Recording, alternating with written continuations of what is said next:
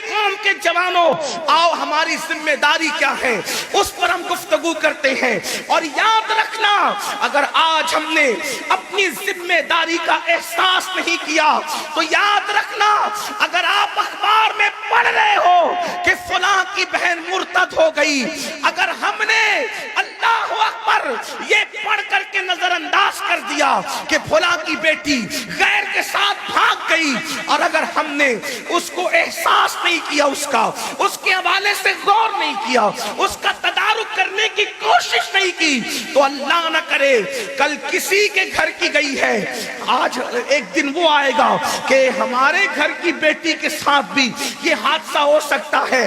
ویسے تو بیٹی صرف اس کے باپ کی بیٹی نہیں ہوتی، بلکہ بیٹی پوری قوم کی بیٹی ہوتی ہے۔ میں اس قوم سے مخاطب ہوں جو اپنی جان سے زیادہ اپنے نبی سے محبت کرنے کی بات کرتی ہے۔ میں اس قوم سے مخاطب ہوں جن کے جلسوں کا نعرہ ہے غلامی رسول میں موت بھی قبول ہے۔ میں اس قوم سے مخاطب ہوں جو اپنے نبی کو اپنی جان سے زیادہ قریب مانتی ہے۔ میں پوچھنا چاہتا ہوں، عشق مصطفیٰ کا دعویٰ کرنے والوں، مجھے بتاؤ رسول اللہ کی امت کی کوئی بیٹی جب کسی کافر کا ہاتھ پکڑ کر کے مذہب اسلام کو چھوڑ کر کے جاتی ہوگی تو اس وقت گنبد خضرا کے نیچے مکین گنبد خضرا کے دل پر کیا گزرتی ہوگی، اللہ کے رسول کے دل پر کیا گزرتی ہوگی؟ اللہ اکبر۔ آپ سے پوچھنا چاہتا ہوں، کبھی اپنے نبی کے دل کا خیال کیا؟ کبھی اپنے رسول کے دل کا خیال کیا؟ اللہ اکبر۔ وہ رسول جو کسی کو کفر پر مردہ دیکھ کر رو پڑے، کیا میری قوم کے جوانوں کے سامنے رسول اللہ کی وہ روایت نہیں؟ اللہ اکبر۔ ایک جنازہ جا رہا ہے، اس جنازے کو دیکھ کر اللہ کے رسول نے پوچھا یہ کس کا جنازہ ہے؟ تو صحابہ کہتے ہیں آقا یہ فلاں فلاں کافر کا جنازہ ہے۔ حضور علیہ السلام کی آنکھوں میں آنسو تھے۔ باسنی کی زمین پر خوشگوار ماحول میں زندگی گزار کر خوش فہمیوں میں زندہ رہنے والے سنیوں، کان کھول کر کے سن لو ہماری ذمہ داری کیا ہے۔ اللہ اکبر، اللہ اکبر۔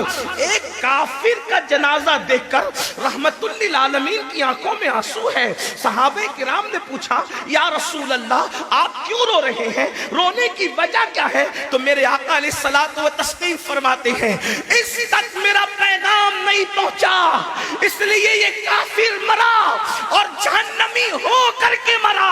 رونے کی وجہ یہ ہے کاش اس تک میرا پیغام پہنچ جاتا تو یہ جہنمی ہو کر مرنے کی بجائے جنتی ہو کر مرتا۔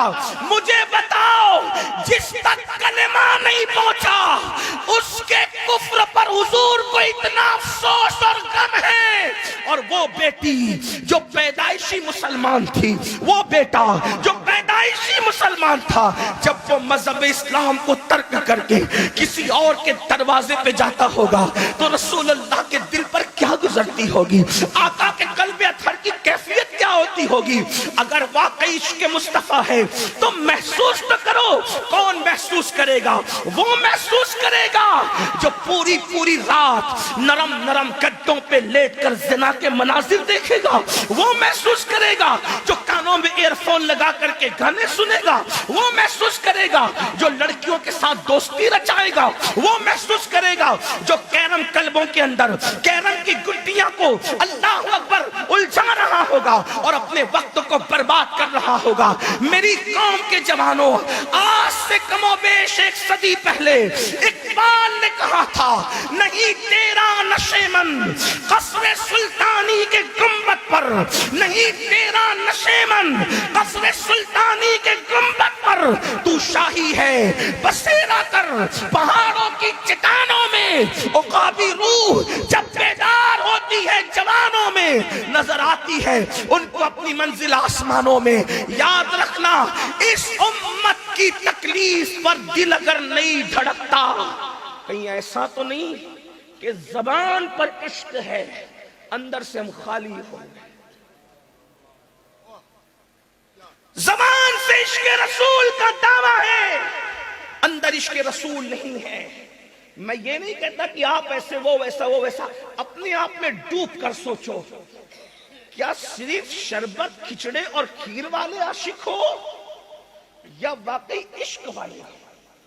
محبوب کا درد تو سوچو، محبوب کے دل کی سوچو تو صحیح، غور تو کرو۔ جب مسلمان کی کوئی بیٹی لوج میں فروخت ہوتی ہوگی تو ہم تو کسی مردہ نبی کا کلمہ نہیں پڑھتے، ہم تو زندہ رسول کا کلمہ پڑھتے۔ اس وقت تو حضور کے دل پر کیا گزرتی ہوگی؟ اللہ کے رسول حاتم طائی کی بیٹی کو بغیر چادر کے دیکھ کر وہ رسول تڑپ جائیں اور اپنی چادر سر پہ ڈال کر کے دنیا کو پیغام دیں کہ بیٹی کسی کی بھی ہو، بیٹی بیٹی ہوتی ہے۔ جو رسول کافر کی بیٹی کو بغیر چادر کے دیکھ کے تڑپ جائیں، جب اسی رسول کی امت کی کوئی بچی غربت کی وجہ سے لوج میں بکتی ہوگی، اس وقت رسول اللہ کے دل پر کیا گزرتی ہوگی؟ ہماری ذمہ داری نہیں ہم قوم کے بارے میں سوچیں، ہماری ذمہ داری نہیں ہم امت کے بارے میں سوچیں، ہماری ذمہ داری نہیں ہم حالات کے بارے میں سوچیں۔ مسلمان کب تک آخر تو لڑتا رہے گا؟ کب تک آخر تو افتراق کا شکار رہے گا؟ کب تک تو صرف اپنی دال روٹی کی بات کرتا رہے گا؟ کب تک تو صرف اپنے نسب کی اور اپنے قبیلے کی اور اپنے خاندان کی بات کرتا رہے گا؟ ایک مسلمان تو بہت بلند ہوتا ہے ان مسائل سے۔ مسلمان کے لیے تو سب سے بڑا مسئلہ ایمان کا مسئلہ، عقیدے کا مسئلہ، مسلک کا مسئلہ سب سے اہم اس کے لیے ہوتا ہے۔